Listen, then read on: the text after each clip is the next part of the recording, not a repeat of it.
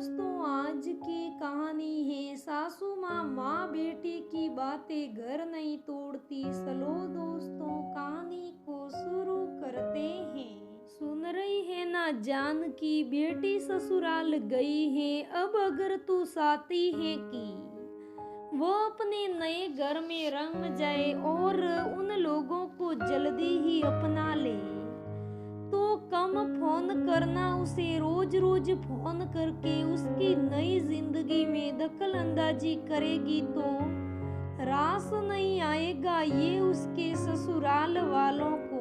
बेटी को उसके ससुराल में खुशहाल देखना है तो कम से कम बात करनी चाहिए, बस हाल साल ले लो।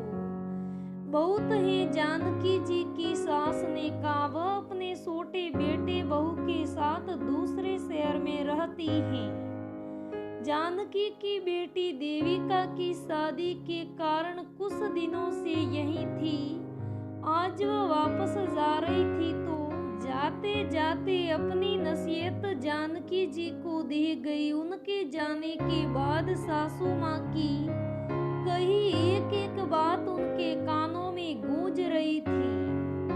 अभी कुछ दिनों पहले ही तो विदा किया है उन्होंने अपनी बिटिया को, अपने जिगर के टुकड़े देविका को। जानकी जी का दिमाग फटा जा रहा था। सासू जी की कई बातें सोच कर उन्हें अपनी नन्ही देविका याद आ रही थी। उसे माँ के बिना नींद नहीं आती थी, जो उनके बिना एक दिन भी कहीं न रह पाती थी।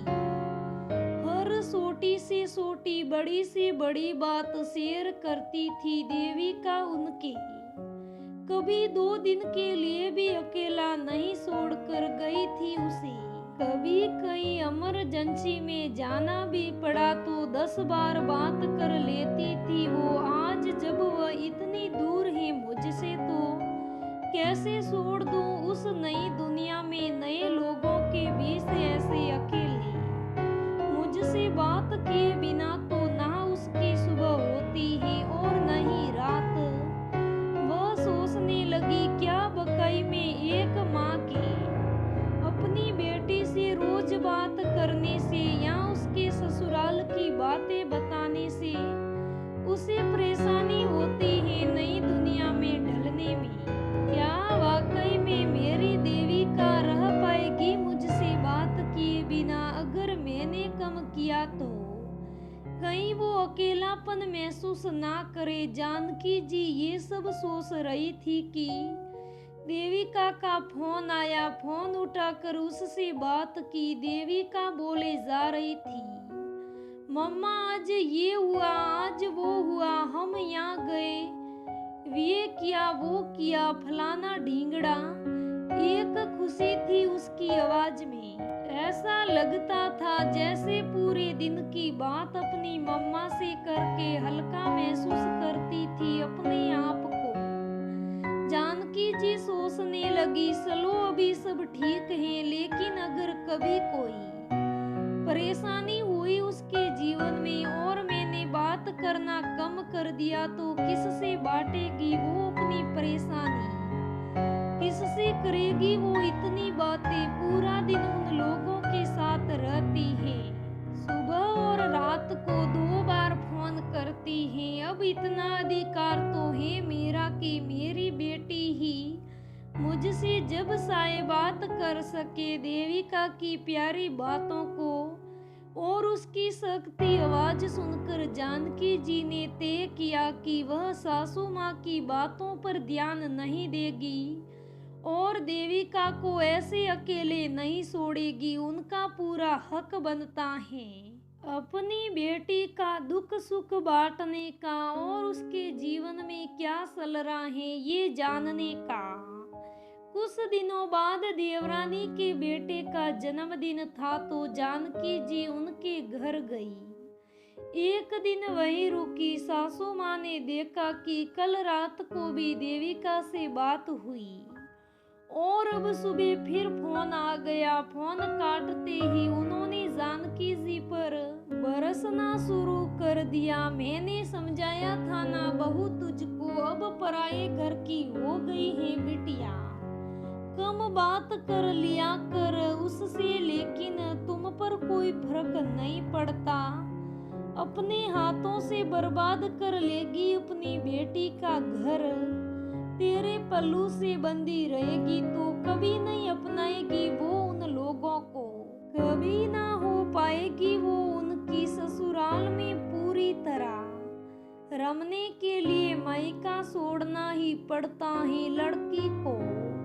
लेकिन तू है कि उसे बांधे बैठी है खुद से, जब हर वक्त तुझसे ही बात पर लगी रहेगी तो अपने जीवन में आए रिश्तों को कब अपनाएगी। अगर तेरी बेटी का घर बर्बाद हुआ तो उसकी जिम्मेदारी तेरी ही होगी। अभी बता दे रही हूँ, फिर रोना बैठकर कोने में, लेकिन अपनी बेटी को। सासू माँ के कड़वे शब्द आज जानकी जी के हृदय में सिरे जा रहे थे। अपनी सास को कभी भी पलटकर जवाब न देने वाली जानकी जी आज चुप नहीं रह पाई और बोली, माता जी, देविका मेरी बेटी है, उसका दुख सुख बांटना मेरा अधिकार है और उसके जीवन की हर परिस्थिति में उसके साथ खड़ा होना मेरा फर्ज है।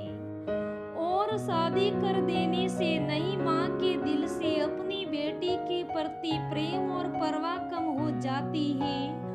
और नहीं जिम्मेदारी रही बात उस घर और वहाँ के लोगों को अपनाने की, तो वो मेरी बेटी है, हर रिश्ते को निभाना सिखाया है मैंने उसे। जो संस्कार मैंने उसे दिए हैं वो उस घर में भी अपनी जगह बना लेगी और उस घर के लोगों के दिलों में भी। लेकिन अगर मैंने उसे पहाड़ से इस जीवन को काटने के लिए अकेला छोड़ दिया तो वो टूट जाएगी। मैं नहीं मानती कि शादी के बाद एक माँ के अपनी बेटी के जीवन में दखल देने से उसका घर टूट सकता है। दुनिया की कोई भी माँ अपनी बच्ची का घर नहीं तोड़ सकती। अगर ऐसा कभी भी होगा तो परिस्थितियां कुछ और रहेगी। मैं हमेशा उसकी ढाल बनकर उसके साथ खड़ी रहूंगी। अपनी सोच बदलने की जरूरत एक माँ को नहीं बल्कि समाज में रहने वाले आप जैसे लोगों को है, जो ऐसा सोचते हैं कि मायके से जुड़ी रहेगी तो ससुराल की नहीं बन पाएगी। इतना कहकर वह अपना बैग उठाकर अपने घर के लिए रवाना हो गई और सासू माँ उनको देखती रह गई। दोस्तों, अक्सर लोग हिदायतें देते रहते हैं कि एक बेटी अपने जीवन की हर बात अपनी माँ को बताएगी तो वह सुखी नहीं रह पाएगी, ससुराल वालों को नहीं अपनाएगी। ये धारणा बहुत ही गलत है। यहाँ सोच बदलने की जरूरत ना तो बेटी को है और न ही एक माँ को, क्योंकि उनका ऐसा प्यार और रिश्ता जन्म से है। यहाँ सोच बदलने की आवश्यकता है। ऐसे गलत धारणा को मानने और आगे बढ़ाने वाले लोगों को अपने बच्चों के जीवन में खुशियाँ लाने के लिए अपने जीवन की अनगिनत खुशियों को कुर्बान किया हो, ऐसे माँ बाप कभी अपनी बेटी का घर नहीं तोड़ सकते। तो प्रिय दोस्तों, आपको क्या लगता है, एक माँ के फोन करने से अपनी बेटी की जिंदगी खराब होती है? मुझे जरूर बताइएगा कि आप लोग कैसा सोचते हैं माँ बेटी के रिश्ते को। मुझे कमेंट में ज़रूर बताइएगा। दोस्तों, अगर कहानी अच्छी लगे तो लाइक करना, शेयर करना, मेरे चैनल को सब्सक्राइब करना। धन्यवाद दोस्तों, फिर मिलेंगे अगले वीडियो में, तब तक बने रहे हमारे साथ।